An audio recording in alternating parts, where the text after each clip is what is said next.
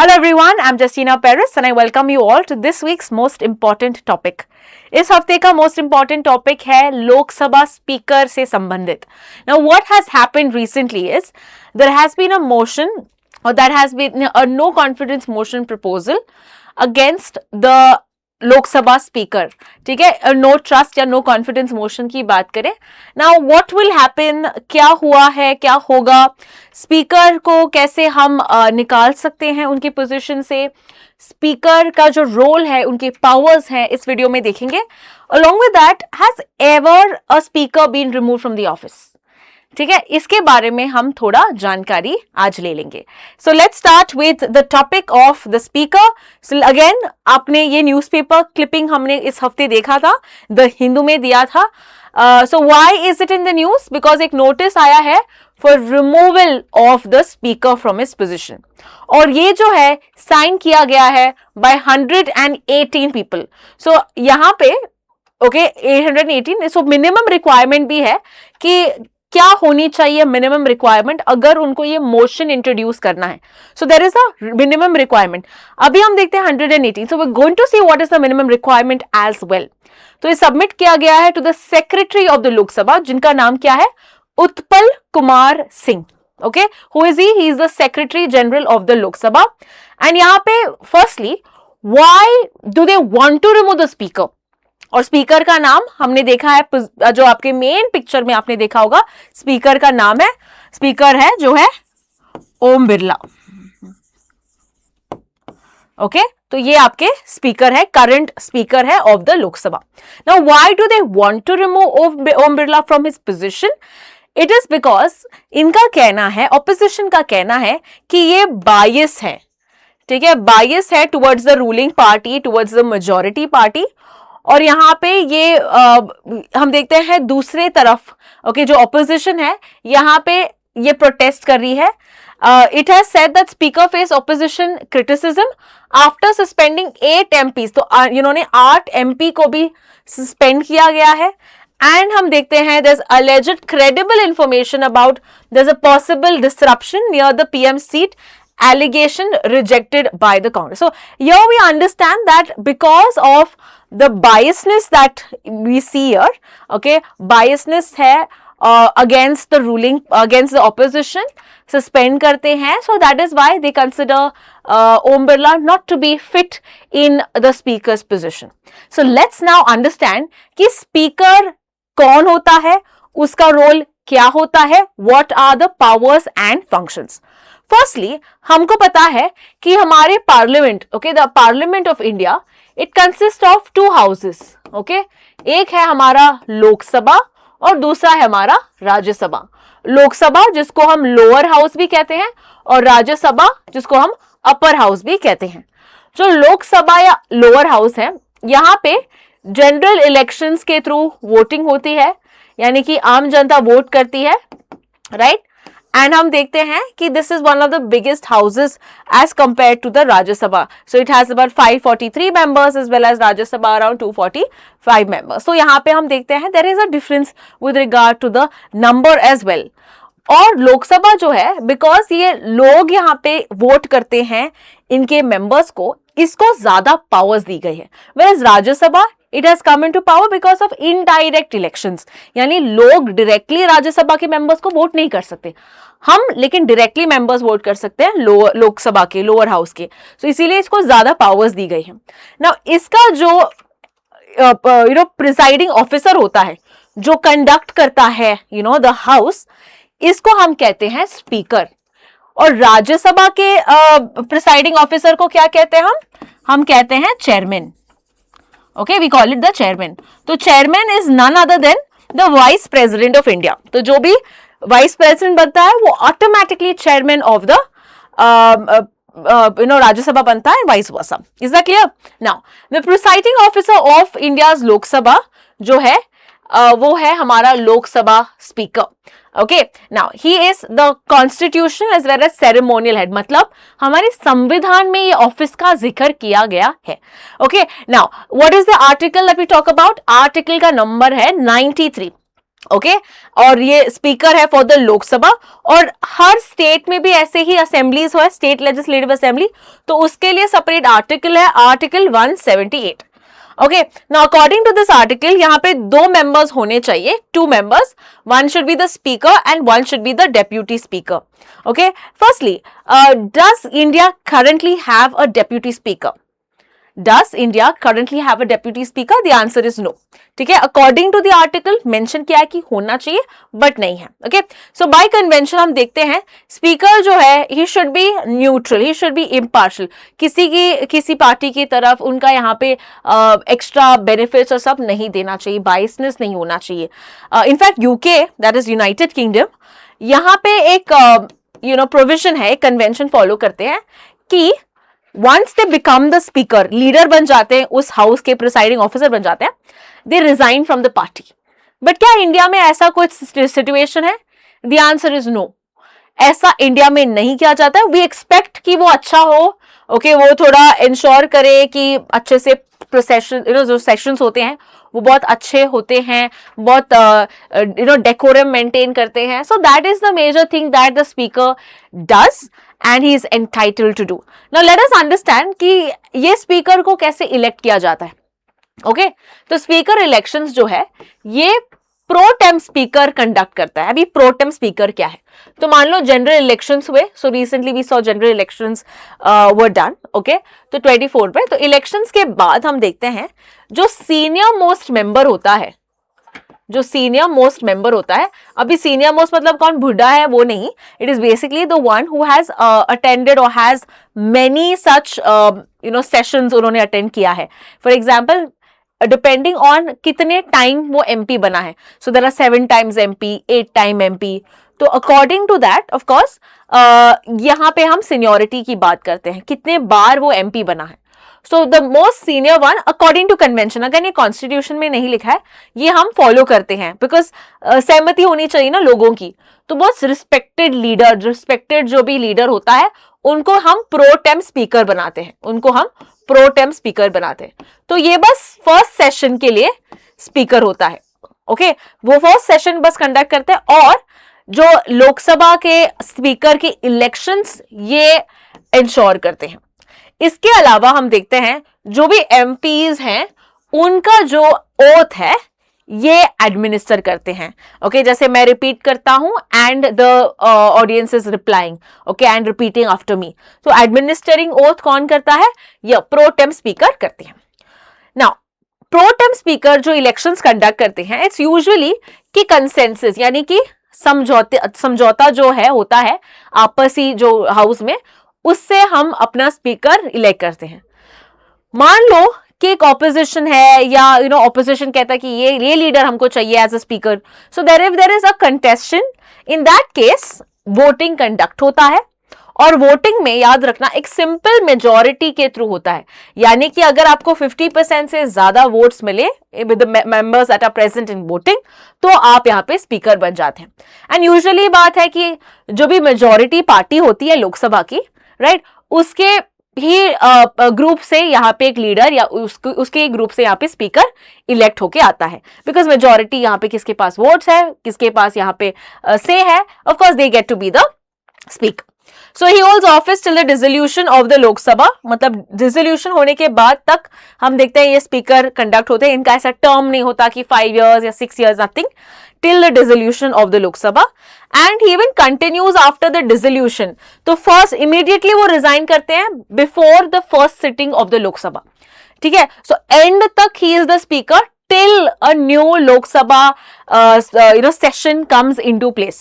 Is that clear? Immediately जब नया session बना he is resigning and pro tem speaker takes charge, ठीक है, तो पुराना वाला चला गया। Now coming to understand with regard to the role of the speaker, तो स्पीकर का क्या रिस्पॉन्सिबिलिटीज है, क्या पावर्स हैं, हम देखते हैं। As we said he presides the sittings of the Lok Sabha, वैसे ही चेयरमैन या vice president looks after the sittings of the Rajya Sabha.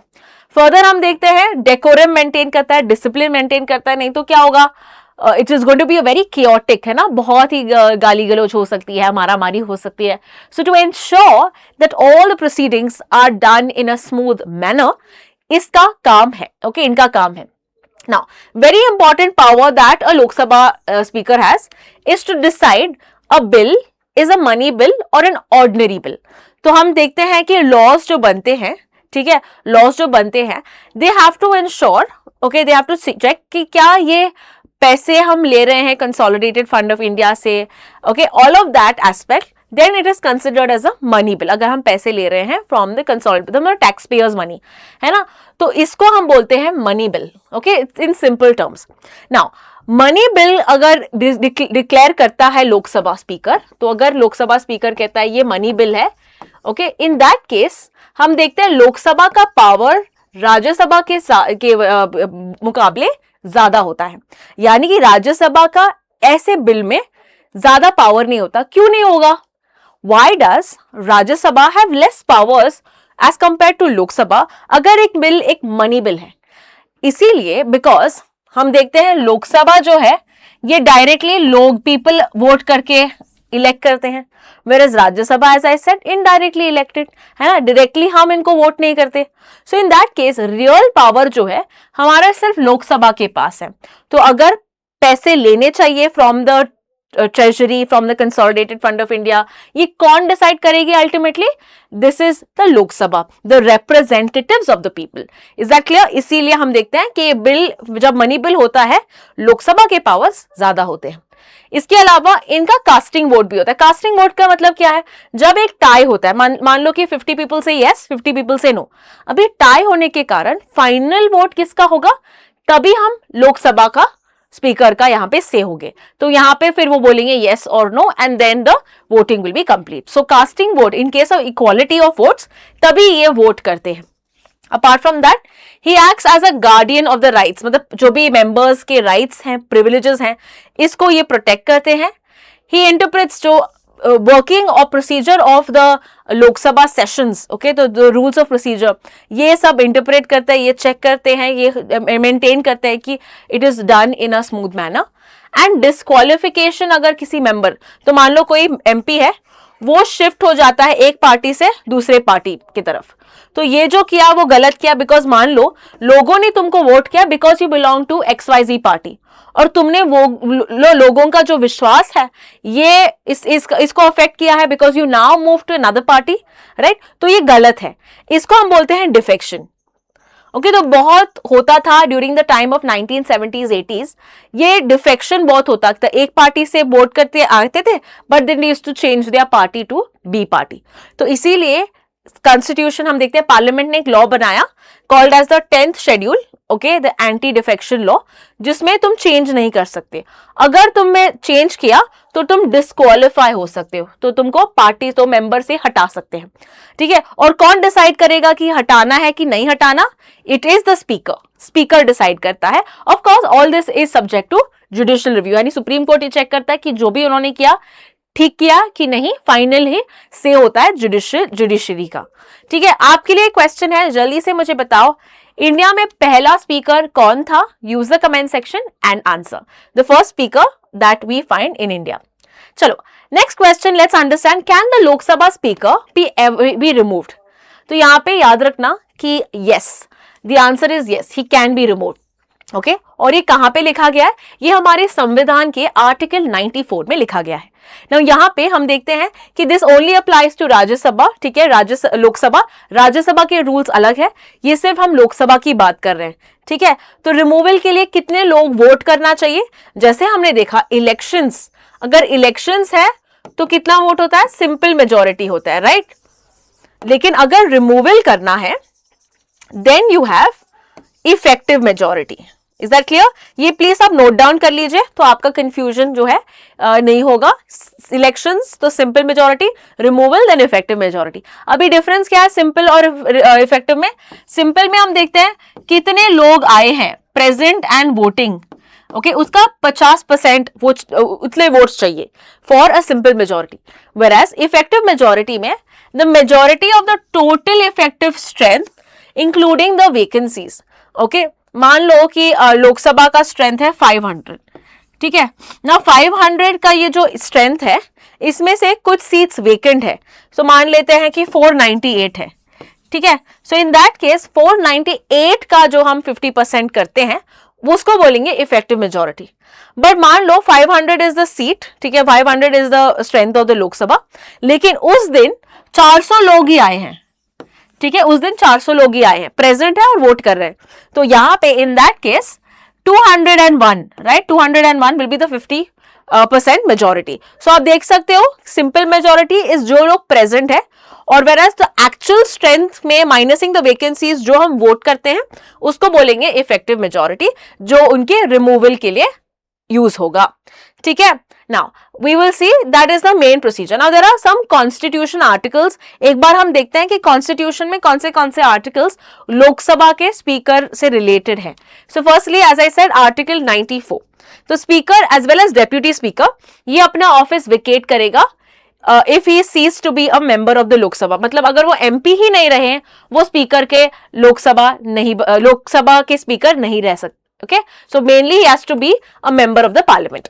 उसके अलावा अगर वो खुद रिजाइन करते हैं, क्या कोई ऐसा लीडर था जिन्होंने रिजाइन किया? एक थे 1969 में जिनका नाम है एन संजीवा रेड्डी, ओके। तो एन संजीवा रेड्डी रिजाइन कर लिए और फिर वो क्या बने इंडिया के? Yes, he became the president of India, ठीक है। तो he resign by giving, so he was a speaker और उन्होंने रिजाइन किया। और you can be also removed by a resolution, okay, removed by a resolution. तो क्या कोई रिमूव हो चुके हैं? We are going to be seeing that in a while, but याद रखना अगर मेंबर्स रिमूव करेंगे, ओके, एक रेजोल्यूशन पास करेंगे तो अगेन उनको हटा सकते हैं। नाउ आर्टिकल 93 क्या कहता है? He must elect the speaker and deputy seat. Lok Sabha must elect speaker and deputy speaker as soon as possible. मतलब यहाँ पे टाइमलाइन नहीं देगा कि 6 महीने के पहले करो या 6 महीने के अंदर करो, nothing of that sort is given. As soon as possible. उसके अलावा article 95 talks about deputy speaker performs speaker's duty. अगर वो absent है तो स्पीकर अगर नहीं है तो डेप्यूटी स्पीकर यहाँ पे काम करेगा। Now let me ask you a question, okay? अगर स्पीकर भी नहीं रहा और डेप्यूटी स्पीकर भी नहीं रहा तो कौन इसके सेशंस कंडक्ट करता है? जल्दी से मुझे कमेंट सेक्शन में आंसर करो। If both speaker and deputy speaker are not there, quickly tell me who presides in the sessions of the Lok Sabha.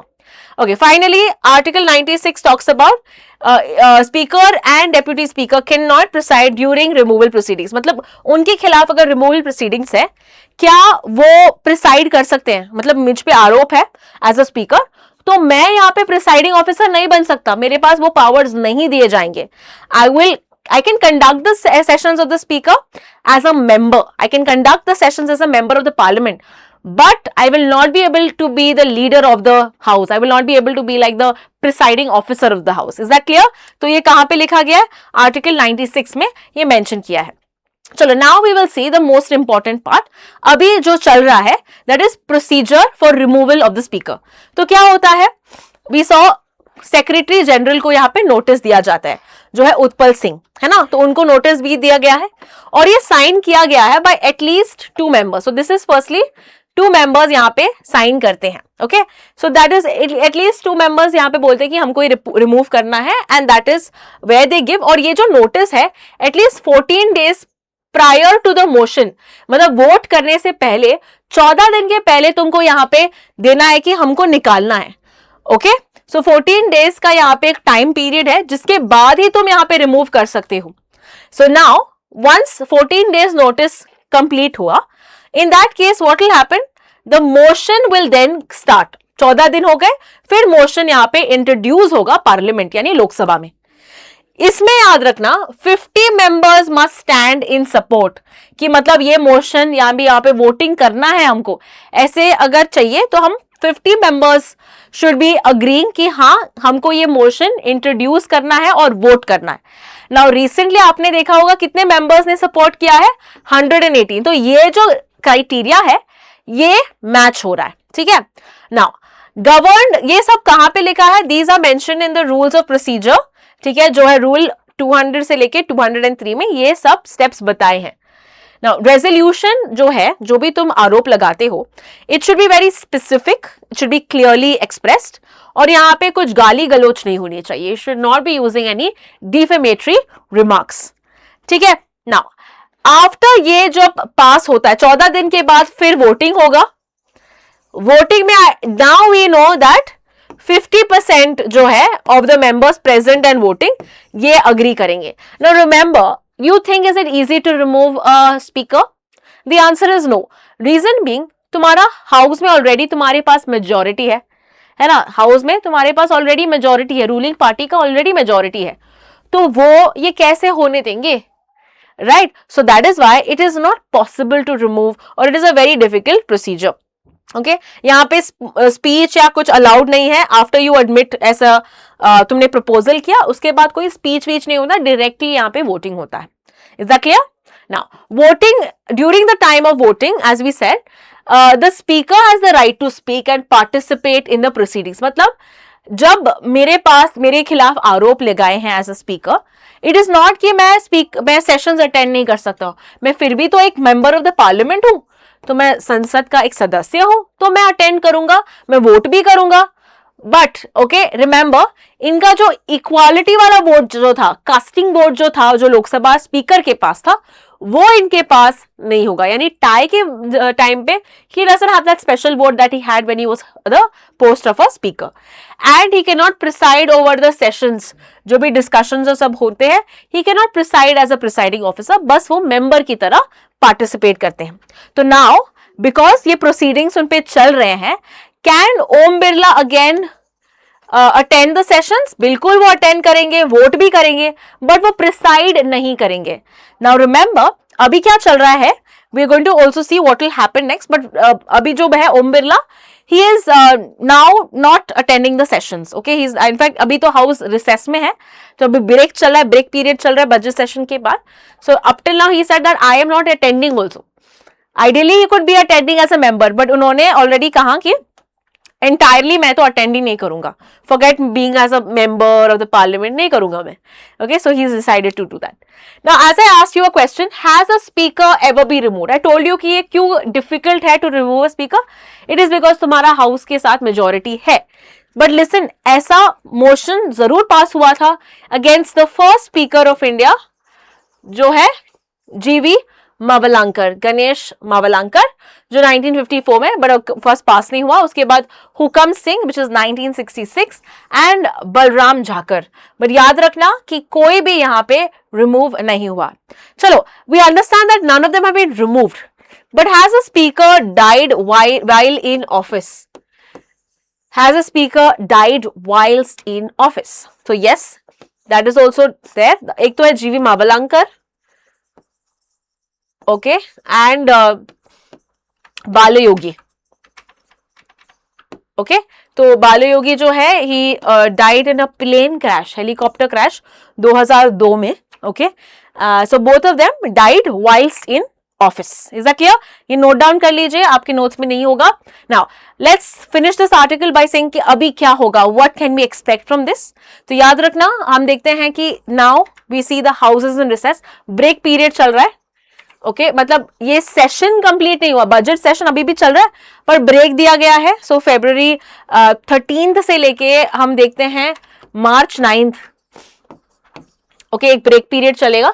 March 9 वापस से ये स्टार्ट होगा, और ये फिर हाउस रिज्यूम होने के बाद फिर वो डिसाइड करेंगे, फिर वोटिंग होगी, and then they will decide if he is still a member, I mean if he is still a speaker or if he is not.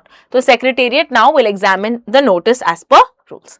तो ये पूरा आर्टिकल हमने देखा स्पीकर से रिमूवल और उनके प्रोसीडिंग से related. If you have any further questions, you know what to do. Thank you so much for watching.